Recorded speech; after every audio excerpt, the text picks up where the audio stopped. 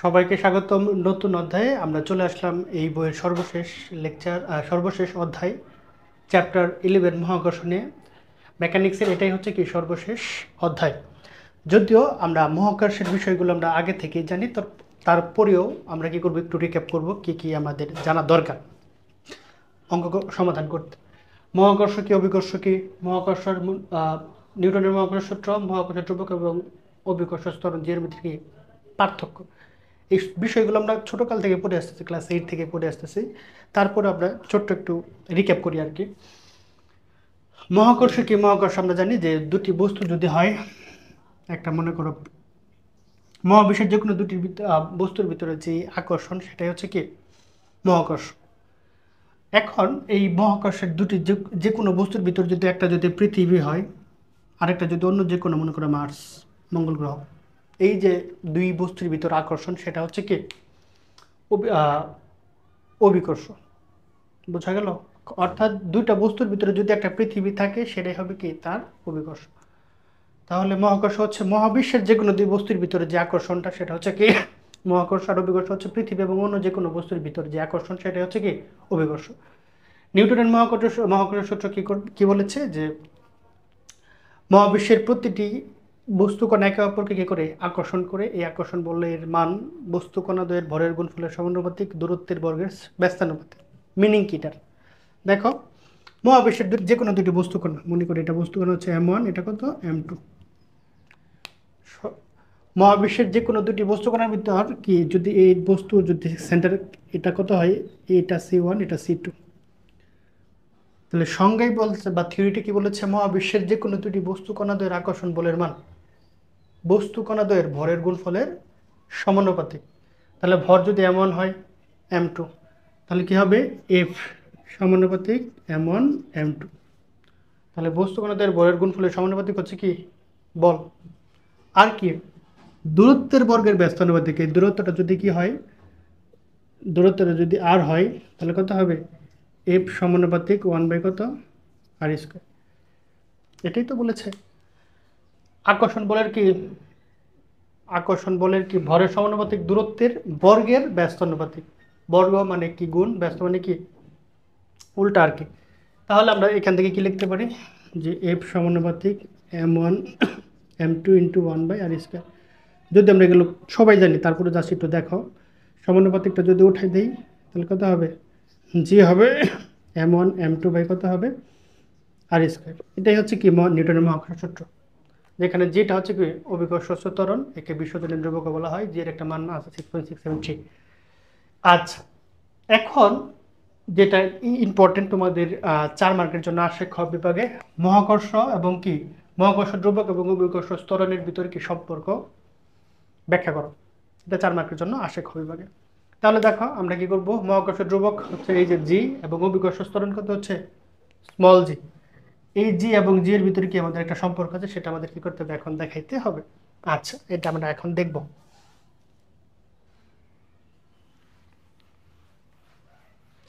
মনে করি এটা একটা পৃথিবী, পৃথিবীর উপর একটা বস্তু আছে, ছোট্ট একটা বস্তু, যার ভর কত M। আর যেহেতু পৃথিবী, বস্তুর তুলনায় পৃথিবী অনেক বড় না, বুঝছো কি না? পৃথিবী তো বিশাল বড়, পৃথিবীর তুলনায় মনে করো আমার ভর তাহলে কি খুবই ক্ষুদ্র। সেজন্য বস্তুর ভর হচ্ছে M, আর পৃথিবীর ভর কত হবে M। আর পৃথিবীর ব্যাসার্ধ কত হবে, এই যে ব্যাসার্ধ কত হবে আর হবে। তাহলে এই পৃথিবীর উপর কি ভরের একটি বস্তু অবস্থান করছে, তাহলে নিউটনের মহাকর্ষ সূত্র অনুযায়ী তাদের ভিতরে কি অবশ্যই আকর্ষণ আছে। বোঝা গেল? সেই কথাটা এখন লিখব। তাহলে দেখো সলিউশন। আচ্ছা, মনে করি M ভরের একটি বস্তু পৃথিবী পৃষ্ঠের উপর কি করছে, অবস্থান করছে। তাহলে মনে করি পৃথিবী পৃষ্ঠের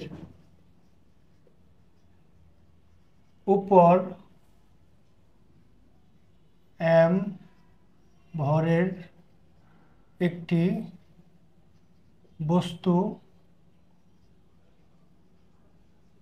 অবস্থান করছে, যেখানে পৃথিবীর ভর ক্যাপিটাল এম এবং কি ব্যাসার্ধ হচ্ছে কি আর।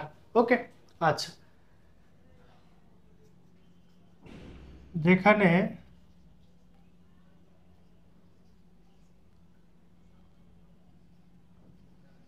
পৃথিবীর ভর এম এবং ব্যাসার্ধ কত হবে আর, তাহলে আমি বলতে পারি নিউটনের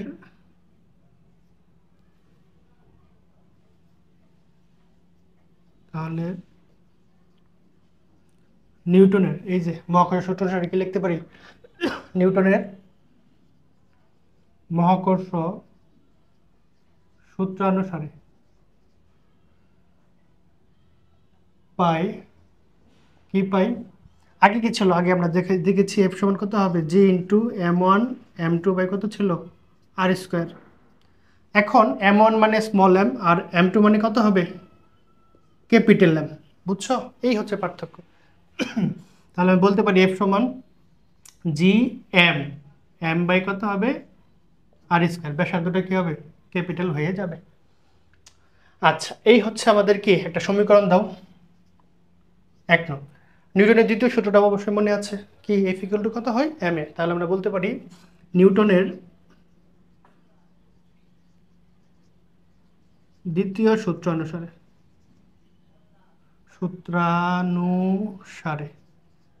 কি জানি এফ ইকুয়াল টু কত হয় এম এ। এখানে আমাদের কি রাখা যাবে না, নিউটন প্রমাণ করেছে কি সমতলে দুটো বস্তুর উপর, এখন যদি উপর থেকে ফেলি তাহলে এখানে এর জায়গায় কি হবে জি হবে, যেখানে এ সমান কত হবে জি, কারণ যেহেতু আমরা কি করেছি পরন্ত বস্তু হিসাব করতেছি, জি হলো অভিকর্ষ ত্বরণ। এগুলো আমরা সবই প্রমাণ করে আসছি, তারপরেও জাস্ট রিক্যাপ দিচ্ছি। এখন কি হবে, এই এর জায়গায় কি বসবে, এখানে জি বসবে। তাহলে বলতে পারি 2 নং থেকে কি বলতে পারি এফ ইকুয়াল টু কত হয় এম জি। তাহলে দেখো 1 এবং 3 যদি খেয়াল করো দুইটা সমীকরণের বাম পক্ষে কি আছে এফ আছে, তাহলে 1 ও 3 নং হতে পাই বাম পক্ষে যেহেতু সমান অবশ্যই ডান পক্ষ কি হবে সমান হবে। তাহলে আমি বলতে পারি কি বলতে পারি এম জি সমান কত হবে এম এম বাই কত হবে আর, G M M by R square. তাহলে উভয় পক্ষে আমরা কি করতে পারি এম এম কেটে দিতে পারি, তাহলে সুতরাং জি সমান কত হবে G M by R square, ব্যাস হয়ে গেছে। খুবই সিম্পল একটা প্রমাণ আর কি। তাহলে এটাই হলো কি মহাকর্ষ ধ্রুবক এবং অভিকর্ষ কি জি এবং জি এর ভিতর সম্পর্ক। বোঝা গেল, খুবই সিম্পল ছোটখাটো একটা প্রবলেম।